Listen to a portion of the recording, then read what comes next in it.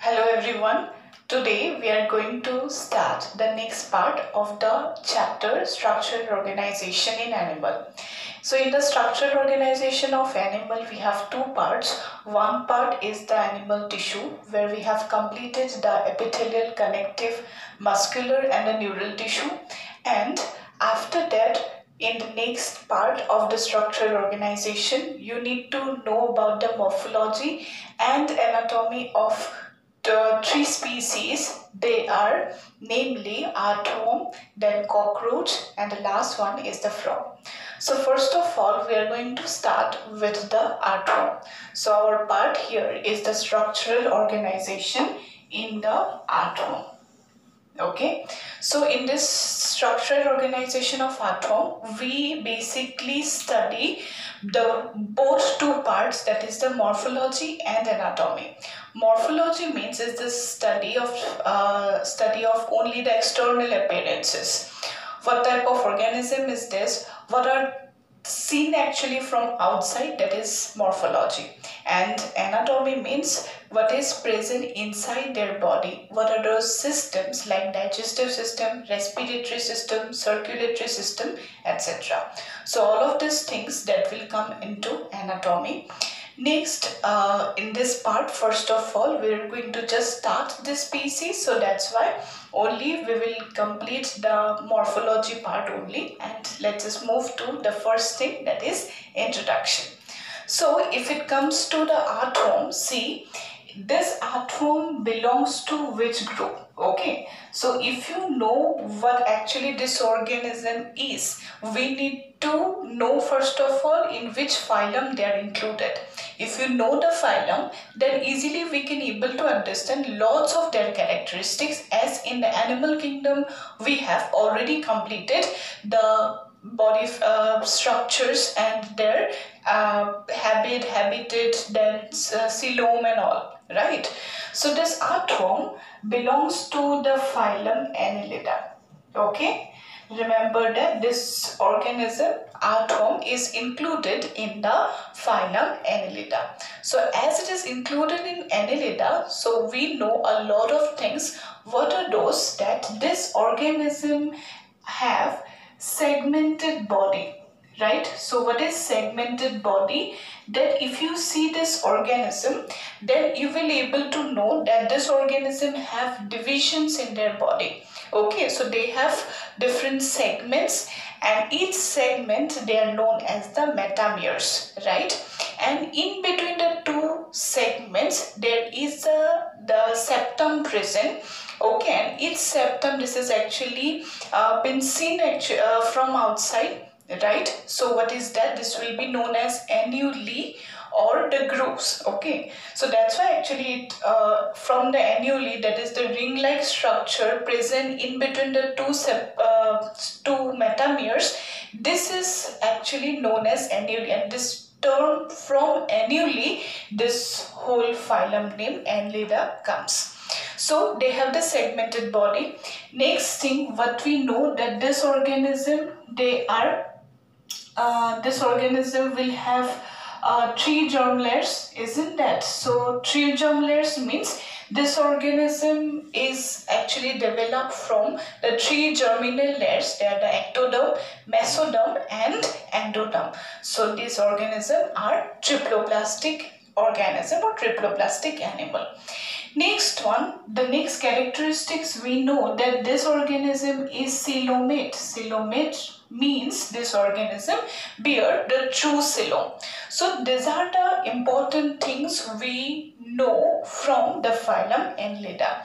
And let us see about the specific characteristics of the earthworm. So what is the habitat of the earthworm, right? Where actually this earthworm is seen? You might have seen somewhere the earthworm in the rainy season, in your lawn, in your garden, you can see the earthworm. So from where does earthworm actually come? Isn't so actually what is happening, the earth surface, just below the earth surface in the moist region of the soil, this earthworm lives. and whenever during the rainy season their small habitat is filled with the water, then they come out of their burrows, or they are coming out of their holes, and it can be seen in the gardens, right? So generally, what is the habitat? This is present in the upper moist soil. Okay, and whenever this organism live, they actually dig the soil, they make the soil porous, and it helps in burrowing. Okay, and it also is known as the farmer's friend, right? Why it is known as the farmer's friend? Because this earthworm help in making proper porous soil, so that proper aeration can occur, and after that this roots of the different trees or different herbs, they properly can grow, and also they can bring that fertilized or fertile soil to the surface, and actually they completely mix the different fertilizers into the soil properly. This organism is in many ways they help the farmers. Okay, so another way this also help in the other purpose, like the fishermen. Okay, so in case of the fishermen, whenever they prepare the bait, okay, they use the earthworm. That earthworm is taken by the fish and they can catch the fish. Okay, so it is very useful organism. So it is also known as a farmer's man, and yes, we can see these are the good friend of the fishermen too, right? So what is the habitat? They are found in the upper moist soil, right? This is very much important. Next important thing we need to know, that in case of this earthworm, in India, okay, in India, how many species of earthworm are actually seen? Okay, so if you see the earthworm, around 500 species are available. Okay, so from 500 species, 13 species are available in India, right? So around 13 species are available. So what are the genus? So we need to know only 2 genus. Actually, this earthworm have varieties of species. 500 species are there. Genus are also different, right? So 2 genus we are discussing here, that is the Pheretima. Okay, another genus is Lumbricus. Okay, so this 2 genus we have, and after that varieties of species under the Pheretima, under the Lumbricus are also available. So that are about the introductory point of the earthworm. Let's just move to their structures. Okay, so this organism, earthworm, so this is a worm-like animal. So if you see their body, okay, so I will draw both the dorsal side and the ventral side. So first of all, I will show here, this is the dorsal view, and here we will see the ventral view. Okay, so if you see this organism, then you will find that this organism will be like this. Okay, so this will be the dorsal surface. We'll just upside down the species, this side. Okay, from this side, this will be the ventral side. Yes, ventral side will be also important, so that's why we need to see this will be the ventral side. Okay, we will need it because some of the structures we have to find out, what are the structures that are found ventrally and what are the structures found dorsally. These things we need to know. So see, we're moving to the morphology, right? Morphology means study of the external features, right? So under the morphology, you can see this organism dorsally, this is worm-like elongated structure. How many segments are there? I told already this organism have the segmented body, right? So they have the segments and the stem. So this is the first segment, this is the second, this is third, fourth, fifth, sixth, 7, 8, 9, 10, this is 11, this is 12, this is 13, this is 14, this is 15, this is 16, this is 17. Okay, I'm drawing all the sections. It is important. I have labeled here also the segment name. number, it's important. I'm telling you why. First of all, on the dorsal view, how many things you will see? Okay, first of all, the segments are there. Each segment, okay, each segment, what we can call it, these are known as the metamer. Okay, so remember that these are known as the metamers, right? Next one, if you see the metamers, this organism segments, then in between each segment, what we can see, a groove, a septum is there. Okay, you can see this is one septum, this is one septum, right? So what is that septum called? This will be known as the annuli. Okay, we can call it as a groove, or we can call also as a simply septum.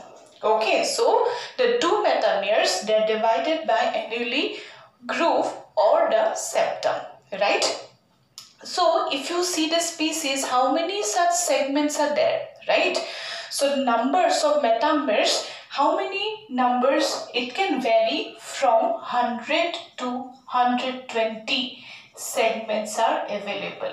Okay, so they can have 100 segments, 120 segments, in between they can have the segments. And yes, it is also possible that if suppose the organisms accidentally, one part is broken accidentally, then each part can develop the remaining part. That means it has the power of regeneration. Okay, so it shows the power of regeneration too. It is divided into two. Each of the parts, they will act individually. So they have the power of regeneration also. Okay, so remember that. So they have around 100 to 120 segments. Now the first segment, if you see the first segment, we have a term of the first segment. What is that? The first segment, it is known as peristomium. Okay, remember that the first segment is known as the peristomium. And just in the anterior most, that means in the peristomium, what they have, the mouth, right? So as the mouth is present in the first segment, so this first segment itself, it is known as the peristomium. Stome means mouth itself. Now in that surrounding, or to protect the mouth or to cover the mouth, they have a hood-like structure. What fleshy hood-like structure is present? Okay, and it is helping in burrowing, and it is also sensory. Okay, so what is that? This over hood-like structures that protect or cover the mouth, okay, that is known as the prostomium. Right? Remember that this is known as prostomium. Prostomium is not a segment. This is just a hood-like structure present above the first segment, that is covering the mouth. Okay, what is that? Prostomium. So this prostomium is sensory in nature. So it perceives sensation whenever they dig the soil, right? And the first segment, so the first segment is known as the peristomium. Right? Remember that. Now come to the dorsal side. Dorsally, if you see the species, then you will see a dorsal line. Okay, so this way you can see a dorsal line like this. Okay, what is the dorsal line actually? This dorsal line is nothing but their blood vessel. Their blood vessel is so much superficial towards the skin. Right, so that's why it is visible also from there, from the above. That means externally also it is visible. Okay, so it is a dorsal line present. So this dorsal line, it's nothing but their dorsal blood vessel. Okay, we'll discuss in the circulatory system what is that. Now this is actually the blood vessel. So this is a dorsal line present. Now after that, if you see the segments that are 14, 15 and 16 segment. Okay, so from the 14th to 16 segment, okay, from here to here, what we can see there, actually this 14th, 15th and the 16th, this is 14, 15 and okay, this is 16 segment, right? Okay, 13. Okay, how many? Okay, suppose 1, 2, 3, 4, 5, 6, 7, 8, 9, 10, 11, 12, 13, 14. Okay, this is 14. Okay. So what happened if you see 14, 15 and the 16 in these segments, okay, in these segments a glandular covering is there. That means suppose this is the 14, 15 and 16 segment, above that one glandular flap cover is there. So what is that cover? What we can call it? This is actually one glandular structure present that is known as clitellum. Okay, so what is that clitellum? Actually, this clitellum is actually covering the whole 14th, 15th and 16th segment from all the sides, dorsally also, ventrally also, a flap, glandular flap-like structure present. Okay, so this glandular flap-like structure actually release one type of juice that is actually nothing but the albumin. Okay, so albumin or mixture of the saliva. So this is actually helping this organism in the formation of cocoon. Okay, so it helps in cocoon formation, right? So this is present on the 14th, 15th and the 16th segment, right? So 14th, 15th segment is known as the clitellum, or these segments, they are known as the clitellar segments, right? So that's why the presence of clitellum is there. So that's why from first up to 14, that means 13, from 1st to 13th segment, they are known as the preclitellar segment. Okay, this is known as the preclitellar segments, right? And after 16 to the last, what we can call it, this is known as the postclitellar segments. From 1st to 13, this is known as the preclitellar segments. From 14 to 16, this is known as clitellar segments or clitellum, and from 16 to last, these are known as the postclitellar segments. Okay, remember that this clitellum is actually nothing but a glandular structure who covers the 14, 15 and 16 segment from dorsal side also, as well as the ventral side also, right? Now this one, if you see the segment, okay, if you see the segment 12 and 13, right, in between 12 and 13, what we have? The septum. So in the septum here, okay, in between 12 or 13, or here also in between 17, 18 segments, that means in between 12 and 13 segment, we have one structure, okay, that is known as the dorsal. This will be known as the dorsal pore. Okay, now what is this dorsal pore? This dorsal pore is actually one structure which release the coelomic fluid during suppose this organism is irritated.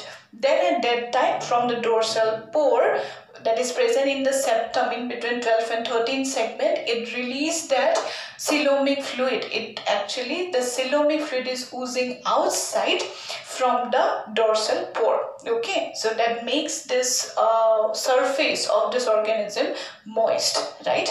So that is the dorsal pore, where it is present in the septum in between the two adjacent 12 and the 13 segment. Okay, so that are visible from the dorsal side. Now another thing also we have to know that this organism, is it possible they can move? Yes, they actually are capable of moving, right? So how is it possible that they can move? This is because of one structure is present. And what is that structure? See, this organism, in each segment they are going to have one specific locomotory organ. Okay, so remember that this locomotory organ is known as seta, singular seta and singular setae. Okay, so they have the setae, that is actually one locomotory organ present in each segment except the first last and the clitellar segment, okay, except the first, last and the clitellar segment. In each segment they are going to have the locomotory organ CT or the singular seta. Now the seta will look like a S-shaped structure. It look like this, right? Now just above that they are going to have one very specific muscle, and that muscle will help this organism to locomote or help in locomotion. So you can see, you can draw this organ, that is the CT here, right? So CT is present in a citaginous pore or a chamber or a hole, and here they are having this muscle, and this muscle help this organism for locomotion. So it is present everywhere in each segment, right? Like this, okay, except the first. In the first segment it is not present, on the clitellar segment it is not present, on the last segment, like 100 segment, if it is the last segment, then in the 100 segment it will be not present. So except the first, last and the this clitellar segment, this organism have the locomotory organ, that is CT or seta. This is S-shaped, right? And this CT, okay, that is the seta, singular seta, they have the muscle. That muscle will help this organism to move or to locomote. Now coming to the next side, that is the ventral side. If you see the ventral side, then yes, also from this ventral side also we can see it is visible from this ventral side also there are segments. Okay, remember that on the ventral side also they are going to have the segment. But ventrally you cannot see the dorsal line. The dorsal line is, that's why it is the dorsal line, it is visible only from the dorsal side. Only dorsally it is visible, ventrally it is not visible. Now if you consider, suppose this one, this is the 14th segment. If you consider, you cannot get this segment. Okay, this is suppose the 14th segment. Then exactly in the middle region, see this is the clitellar segment, right? So behind this clitellar segment on the ventral side, on the 14th segment, they have the female genital pore. Okay, so on the 14th segment, remember exactly in the middle, if you imagine one ventral line, then this passing through this ventral line, we are going to have this female genital pore. Okay, so this female genital pore that will help in releasing the cocoon. Okay, next one on the 18th segment. Suppose you have to consider this is the 18th segment, suppose. Okay, then in the 18th segment on the either side, here this is an important point, that a paired structure is present. Okay, a paired structure is present. What is that? This is actually the male genital pore, and from this male genital pore, the male gamete in the form of sperm gates, it is released. We'll discuss it later. So male genital pore is present on the 18th segment and female genital pore is present on the 14th segment. Remember, female genital pore is single. On the 14th segment it is present, and the male genital pore that is present on the 18th segment on the either side. This is the paired segment. Okay, remember this 18th segment, a paired male genital pore is present, but there is only one single opening is there, that is the female genital pore on the 14th segment. Now if you see this organism, then throughout the body in the skin they have very minute small pores are there. Okay, so throughout their body they have the nephridia.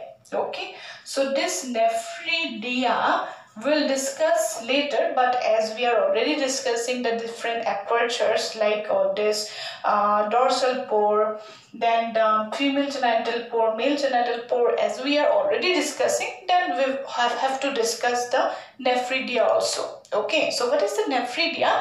Nephridia is actually the excretory structures who remove the excretory waste product, okay, nitrogenous waste product, and this nitrogenous waste product is released from the body to outside by one type of nephridia that is known as integumentary nephridia.